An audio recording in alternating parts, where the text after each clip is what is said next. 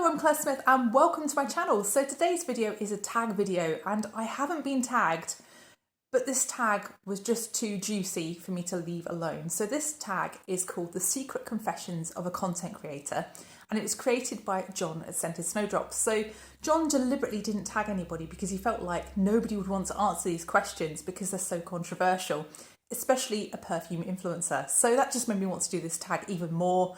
So I'm just going to walk you through my answers to these 16 questions. But if you haven't seen me before, I'm Claire Smith. I make videos all about perfume, perfume science, perfume history, perfume psychology.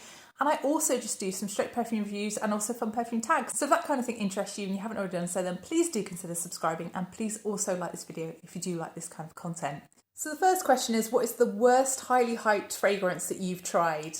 The one for me that seemed a little bit overhyped was Parfums de Marly's Palatine. So that fragrance, when it came out, there was kind of this rush of people trying it. There were lots of influencers talking about it.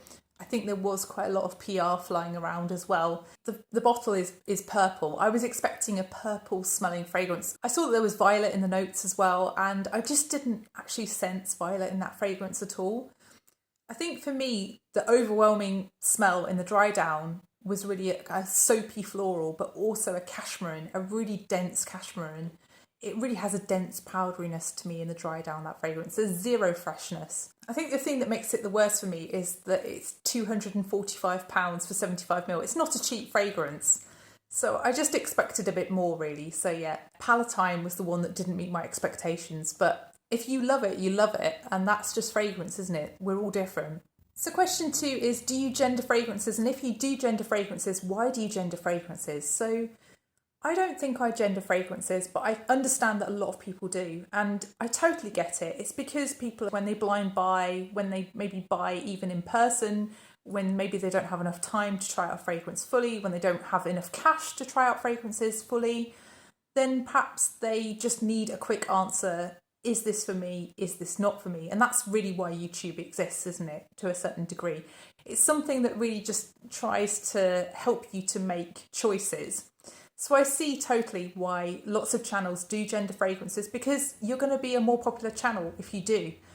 I don't, because I believe that it's actually personal choice. Because if you look at gendering in fragrance, I don't think that holds true across the world. I think if you took a fragrance and took it to the US, perhaps Saudi Arabia, perhaps Japan, and asked people to gender it, I don't think they'd necessarily gender it in the same way. And I also think that gendering is not something that's solid through life. I don't think something that was perhaps gendered in one way in, say, the 50s would be gendered in the same way nowadays. And I think when you look back further, fragrance wasn't gendered. And even if you look at niche fragrance, most of it isn't gendered. And that's because it's very much personal taste. You don't necessarily need to be told you can only look at the pink bottles or you can only look at the blue bottles. You can just make a free choice. And, I do understand. I think that people do have particular preferences that maybe are associated with gendering. So, for example, I am never, ever, probably, going to buy a fragrance that's a fougere. It's just not a fragrance category that interests me. I don't like that kind of soapy lavender, that kind of greenness underneath it, that kind of dry herbal feel. That just is not me. But is that because of my gender or because of my particular note profile preferences? So yeah, I try not to gender fragrances, but I know that does harm my channel because so many people out there believe that fragrance isn't universal and it isn't personal preference. There is some kind of masculine feminine divide. So yeah, it's basically up to you, isn't it? You do what you believe. So question 3 is, what percentage of your fragrance collection do you regularly wear? I'm going to class regularly wear as I wear it once every 6 months because I have 125 fragrances and there are only so many days, aren't there, that you can wear a fragrance. It's probably around 80% of my collection that I actually regularly wear and probably about 20% that I don't regularly wear from looking at my spreadsheet. But of course that changes all the time, and of course I declutter things that I don't tend to reach for. But also I do hoard certain fragrances because they've either been discontinued and I just want to hang on to a little bit of them, or they're things that are from my past, have a really deep association, a memory association, but they just aren't me now. Sometimes I do just feel nostalgic and hang on to things. So yeah, probably around 80%.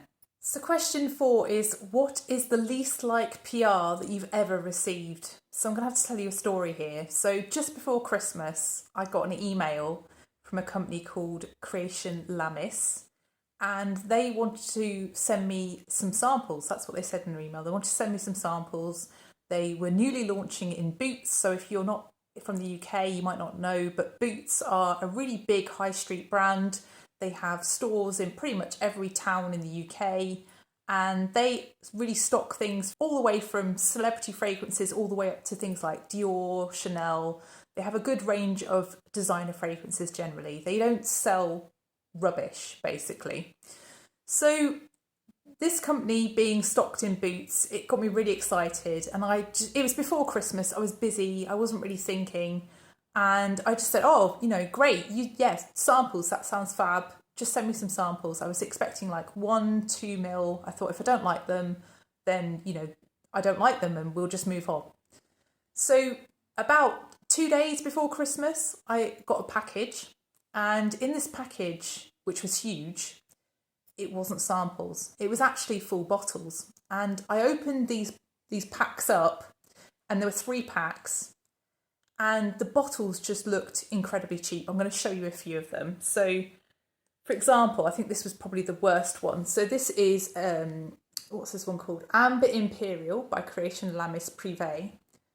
And as you can see, it's kind of like a bright orange colour. The cap is kind of really badly printed. It's all a bit skew whiff. It's got a line where it's been printed actually directly on the bottle on the back. You can see that. It's just super cheap. Anyway, I tried them all, and I thought, I'm going to give them the benefit of the doubt. I'm going to spray them. They were without doubt some of the worst fragrances I've ever tried, and I've tried some really, really bad fragrances, I would say, as well in my life. These aren't expensive fragrances. I didn't check the price point before I said yes to samples. So the price point is around £15. So actually, do you expect a fantastic fragrance for £15? You can make a good fragrance for not a lot of money, but these just aren't great fragrances in my opinion. So the reason I haven't spoken about these fragrances is because the company, on the same day that these arrived at my house, sent me an email. And there was no pre-arrangement about what I was to do for them or anything. I was just to try the samples. That's all they asked me to do, to try the samples. So then with this new email, they said that I had to post a particular number of times, and they wanted to pre-approve the posts. They wanted to check for errors. Having tried these and thought, gosh, these are really terrible, I thought, yeah, I know what kind of errors you want to check for there. So I just didn't create any kind of post for them. I just didn't want to talk about these fragrances because they were just so awful, and they just aren't even things that I would consider giving away because they're just so terrible. So yeah, really bad experience of PR, and I didn't like the shifted goalposts because I don't accept PR with any kind of conditions on it, because I don't want to be forced into posting about things that I think are rubbish, or really doing anything for a brand if they've given me a fragrance. Really, I want PR without conditions, and that's what I thought I was accepting at the time. So yeah, that's my worst experience of PR, and it's taught me a valuable lesson. However little time I've got, just go and do your research before you say yes to anything. Really knuckle down on what brands actually are going to send you. So, maybe this is their version of samples, whole bottles, I don't know. Maybe that's industry speak that I'm just not familiar with. But yeah, it was a shock to me that these were so terrible. Question 5 is, are you still as excited by fragrance as when you started? I think really, if you're not excited by fragrance, then what are you doing here? Because that's the thing that keeps you sniffing. That's the thing that keeps you trying things. And that's the thing that keeps you making videos, that keeps you wanting to create content about fragrance. If you're not interested, there's no point. So I am excited about fragrance for sure, but I think that excitement has shifted. So when I first started, I was someone who was very much focused on designer fragrances. And I think a lot of people go through this kind of journey, I guess, is how people term it, isn't it, on YouTube? But I think really when you first start out, you're only exposed to designer fragrances. That's what you see in shops around you. And then you sort of start to try a bit of niche, and you try a lot of things that you just don't really enjoy for a start. I think you have to just experience lots of different brands, and then you kind of get to know which brands you enjoy, which brands you perhaps don't enjoy, and you focus your efforts there. And I think for me, the joy is in small brand niche and also in some indie as well. But I understand that those are categories that are difficult to talk about on YouTube, because if something's not international, if something doesn't sell everywhere, then no one talks about it on YouTube, because it's not going to get people views and it's not going to get people subs. So yeah, I think I'm just somebody who isn't very YouTube thinking in their collection. I'm someone who gets excited by discontinued fragrances. That's also just a complete no-no on YouTube. You're supposed to just buy the new things. So I think for me, yes, I am excited about fragrance, but perhaps I'm not excited as much as I once was by designer. I just feel like designer has got less exciting in the last 5 years that I've been on YouTube. The exception to that, the one that really did excite me last year, was Berenia by Hermes. I really wanted to try that fragrance and I loved the sound of it. So yeah, it does still excite me, designer, but it excites me less nowadays. Question 6 is, do you use meaningless perfume terminology in your videos? Don't you just love John's questions? They're so no BS, aren't they?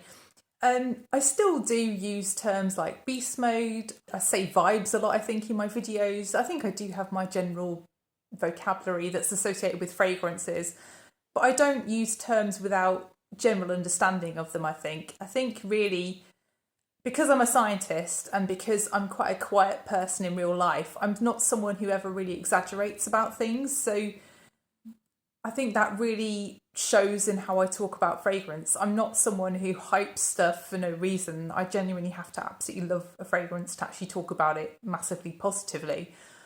I think, there are certain things on YouTube that are quite cultural. So, for example, in the UK, you're never going to use the word addicting.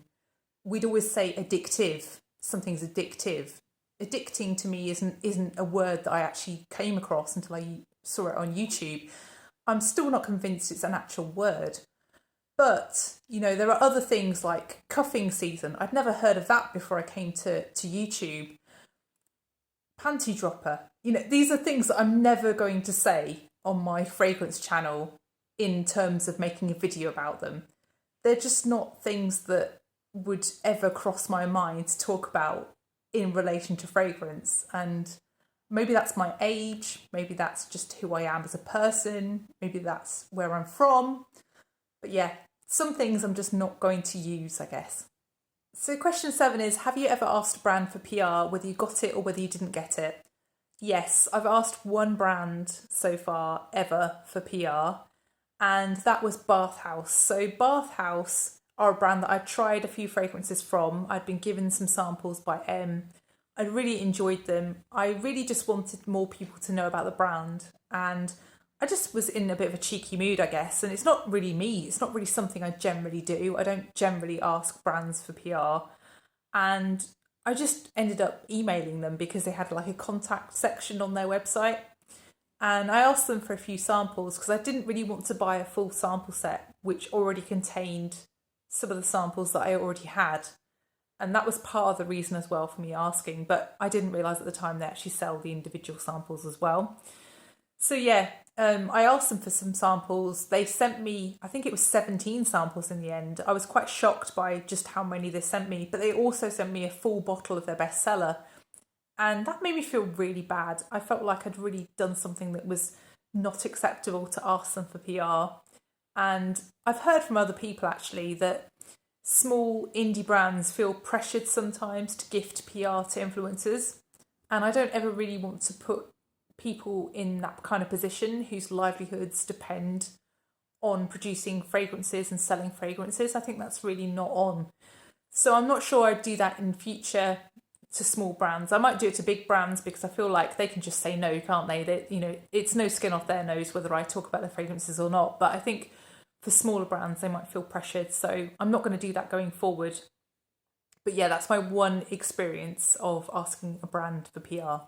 Question 8 is, do you watch fragrance content that you simply don't enjoy? I for sure think that in the beginning I did watch fragrance content that I just didn't enjoy. And I think really what I started watching was the bigger channels because I just wanted to learn about what's expected from a perfume YouTube channel. And I didn't know who I was on YouTube. I was really struggling to find my identity, to find my niche. And I was exploring other people's content. And I was thinking, do I have to be a certain way to make YouTube videos? Is nobody going to watch me if I'm just me? And it took me a while to actually just be me on YouTube. You know, I do think that I'm a very different person to the typical person you might find on YouTube making content about fragrance. I just don't really fit. And, you know, I'm fine with that. I'm fine with not really fitting. So I think, you know, when I realised the amount of money people were making through affiliate links, that was really a watershed moment for me. And that really made me unsubscribe from a lot of large channels. How much can I trust your opinion if you are making this much money from stuff that you talk about? And that's part of the reason why I unsubbed from those channels. And actually, when I made my 13 reasons you can't trust perfume YouTubers video, I actually had a few people that I used to follow that used to comment on my videos that I thought were my friends just abandon me and block me and then make either response videos or sort of make very barbed comments in subsequent videos about that video and me. And I just found that really unpleasant and I was quite shocked actually. So I have unsubbed from a lot of content over the last year really as a result of that. But I'm just hoping that I've made people think by making that video, because if you haven't watched it, it is a good watch. It's something that really shows you behind the scenes what's going on some of YouTube. I'm not saying everybody's like that, for sure, not everybody's like that. But I think that kind of thing is really me opening my eyes to what was going on and my shock at the amount of money people are making and the drivers behind things like PR, things like affiliate links, that just really made me sit up and wake up and smell the coffee, really. So question 9 is, what is the best influencer fragrance that you've tried? So I've tried quite a few influencer fragrances now, and I've not got along with most of them. The one that I think is artistic, that I can see the storytelling behind, that I like the idea behind, and actually do like the smell, it's just not necessarily something that I want to wear, is Hush Hush by 4160 Tuesdays, which is Claire Smurfy Girlie's fragrance. That fragrance totally fits with her idea and I think it's really nicely done. It's something I haven't ever smelt before and I think it's really inventive, and that's what I appreciate in fragrance. The other fragrance that I've tried that I actually do quite like and I do own a bottle of, although I didn't pay for it because I got it in a giveaway, is Funny Monet's Exalte. I wouldn't necessarily pay the price tag of that fragrance. That is much more expensive than Hush Hush was. I don't know whether Hush Hush is still made, but it's many times the price of Hush Hush, and I think it's far less inventive. But it's probably more widely likeable. It's more mainstream, that fragrance. It has less things that are interesting about it, I guess. But it's a fine fragrance. It's a good fragrance, but it's just not that original, I guess, is what I'm saying. So yeah, 4160 Tuesdays Hush Hush is the best influencer fragrance that I've tried.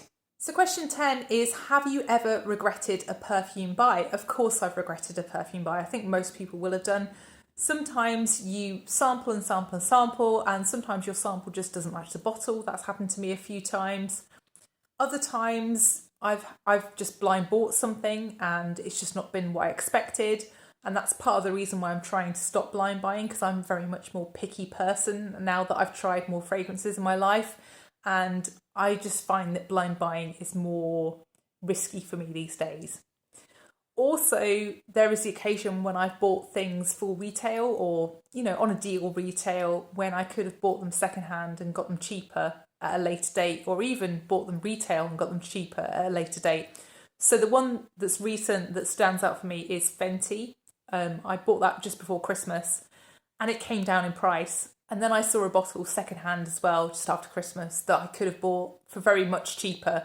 And I was kind of kicking myself a little bit. But I enjoyed that fragrance over Christmas, so maybe I shouldn't feel so bad about that.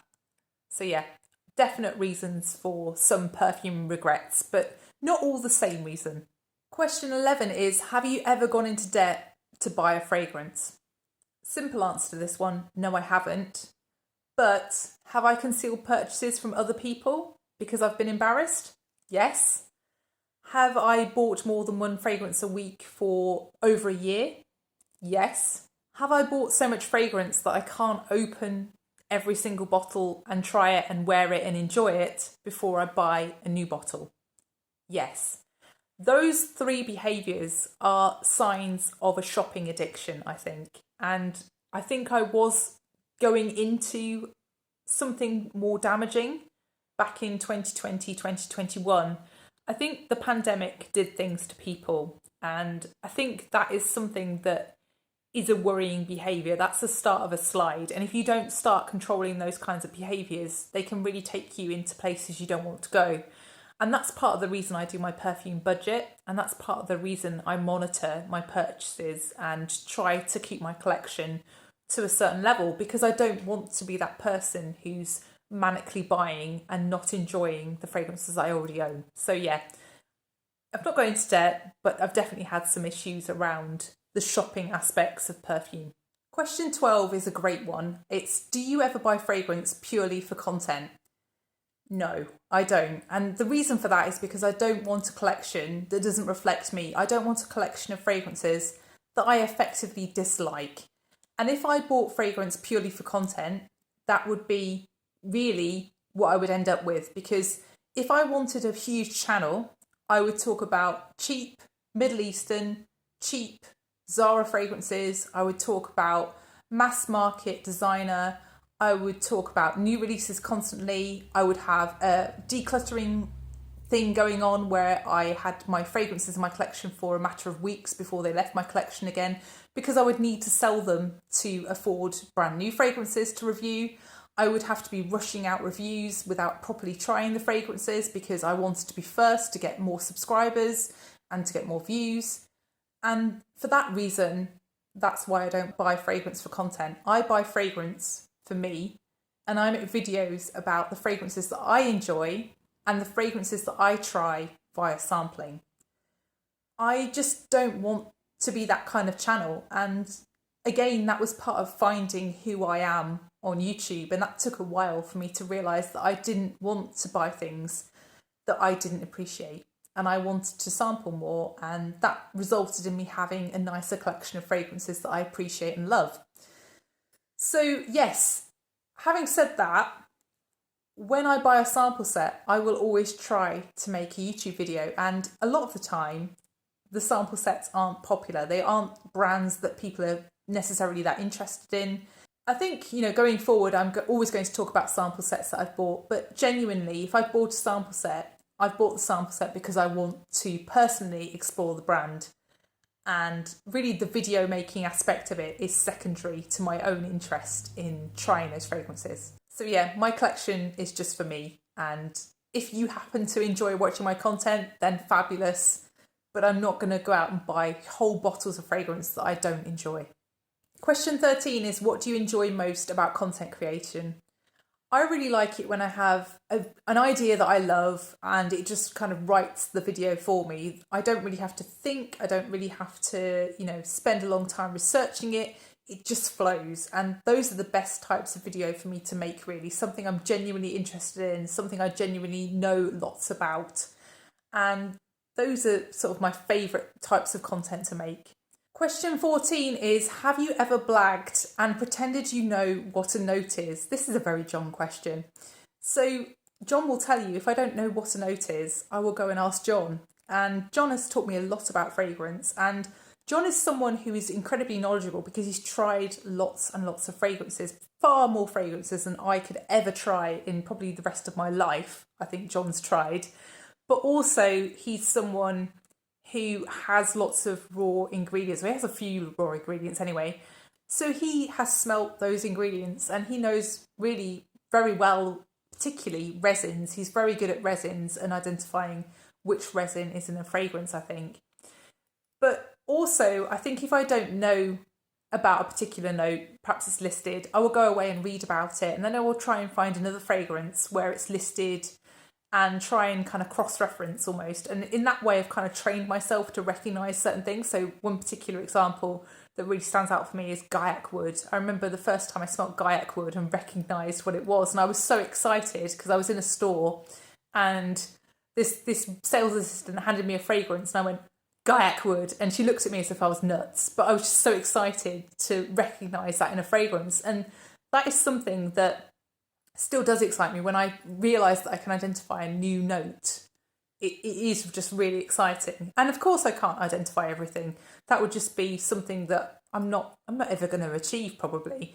But it's just really exciting when you do recognise something new. I think it's quite funny actually. Sometimes on YouTube you catch people saying things that just aren't accurate. And there's one particular video that I remember somebody else pointing out to me. And this particular influencer was talking about a fragrance with a quince note in it. And she described it as a quiche note, which makes me wonder whether she actually knows what a quince is and whether she actually knows how a quince smells if she's calling it quiche. So yeah, there are some odd examples out there. So question 15 is, what's the best PR you've ever received from a brand? I actually haven't received that much PR over my time on YouTube. And I guess that's maybe because I don't actually seek out relationships with brands and I don't actually seek out affiliate links and I don't use them, so they're probably just less likely to gift me stuff like that. But I was kind of taken aback by Sana Jardin. I thought it was a really nice thing that they reached out to me and they offered me some samples so that I could do that fragrance review video, and then when they relaunched their fragrances with new packaging they offered me a fragrance of my choice. And that's really the best type of PR for me because it guarantees I'm going to like the fragrance. So I chose Sandalwood Temple because I tried all of their whole range of fragrances and that was the one that I thought that I would wear most often and enjoy the most. And I also knew that the longevity was decent on that fragrance. So that's part of the reason that I picked that one. And really, when you get gifted a fragrance by a company, if you're just given a random one, it's quite a risk because if you're someone who's reasonably picky, and I think I am reasonably picky, it's not that likely I'm going to enjoy it. And it's even less likely that I'm going to absolutely love it. And the one that I really lucked out on, that I really wasn't expecting to enjoy as much as I have enjoyed, is Sirène from Fragrance du Bois. I've had so many compliments on that fragrance and I've just been astounded by just people's response to it. Like, people just seem to really love it. And I think even just talking to other people on YouTube, there is just a lot of feeling of love towards that fragrance, not from channels, but from other people who've just smelt it in store or just really want a bottle of it. It's a really loved fragrance and I can totally see why. It's got that really interesting creaminess to it, but also with that fruitiness and the oud and the greenness. It's a really interesting fragrance and that's something that I probably never would have bought independently, but I'm just really enjoying having it and wearing it and talking about it. And yeah, that's the best kind of PR, isn't it? When you just really genuinely enjoy it and it's something that you want to wear a lot and you don't feel odd about having it in your collection. I think I'd feel really odd if, like half my collection was gifted to me. I think that would be really weird, but I think I quite enjoy the odd bit of PR. So question 16 is, who are your 5 content creator heroes? So I've already mentioned John earlier in the video, so I'm going to add John here as well. But basically he was the first person that made me feel included in a fragrance community here on YouTube. And he just welcomed me in a way by, gifting me some samples and just talking to me about fragrance and really teaching me a lot about fragrance. And I'm just forever grateful. And I just never miss a second of his videos. I find them just really engaging and they're just something that is always a little bit offbeat. There's always a different twist on things and that's why I just can't stop watching them. So John at Scented Snowdrops is my first pick. My second pick is going to be someone who doesn't exclusively talk about fragrance, and I just watch this person more for her personality and who she is and how kind she is to me as well. So this is Frances at Happiness Sparkles. Again, I don't ever miss a second of Frances's videos. I will always do mega commenting on her videos because I just want more people to see her and to appreciate her channel. And Frances, again, is just one of the kindest human beings on this planet. And she's just someone who's really taught me a lot about how YouTube works, how to be supportive to people. And she's also gifted me some of her beautiful knitted hats as well. I often wear one of her beanie hats in the winter. They're so lovely and warm and they're so stylish. I really love her hats. So yeah, thank you very much, Frances. And Frances at Happiness Sparkles is my second pick. My third pick is Paula from A Beauty Guru Made Me Do It, and I watch all of her videos all the way through. I'm addicted to her channel, and she's been making less and less content recently, but I still do watch every single one of her videos. And she really talks about makeup content, so probably not something that most people interested in fragrance would be interested in. But her sign off for her videos is something that I've actually adopted, and I totally say that Paula inspired me to start making YouTube videos on something. Not necessarily fragrance, but that's really how I started off making other kinds of content. So Paula from A Beauty Guru Made Me Do It is my third pick. My fourth pick is going to be someone who I just recognise the passion in about fragrance. She's someone who's just always super excited about anything new, who always wants to try whatever's out, and is not afraid to say she doesn't like something that she's bought and just move on from it. And I really respect that. And that's Lizzie from Rose and Jones. I really like Lizzie's content. She doesn't always make videos. She's not always active on YouTube. But if you watch one of her collection videos, or maybe her recent purchases video, which I think is the last video that came out, they're so good. She just talks in a very matter-of-fact way, but is just so descriptive and just makes you almost smell the fragrance. She's just so good. A very underrated channel and definitely worth checking out. Lizzie at Rose and Jones. My fifth pick is Tom Scott. So Tom Scott makes science content and kind of popular content on YouTube, or used to. He makes such detailed videos, but in such an approachable way. He really breaks down content in a digestible format. And the thing that I respect Tom Scott for is that he had 6 million subscribers, and he just decided one day he didn't want to do YouTube anymore. So he just walked away from it. Now he's probably demonetized because he's not made a video for over a year. But you know, that's life, isn't it? Not everybody wants to continue making videos till the end of time. And I think YouTube can make you feel like you're on a hamster wheel sometimes. Like you have to make content, like you have to post. And I respect people who just walk away and say, I'm done. So yeah, Tom Scott. So thank you so much for watching. If you have enjoyed this video, then please press the like button, and please also consider subscribing if you haven't done already. I'm not going to tag anybody in this because I realise these questions are pretty controversial. But if anybody wants to do it, especially if a larger YouTuber wants to do this tag, then John at Scented Snowdrops started this tag, not me. And I would be really interested to watch. So please let me know down below if you are going to do this tag. So thank you so much for watching, and I'll see you in the next one. Bye.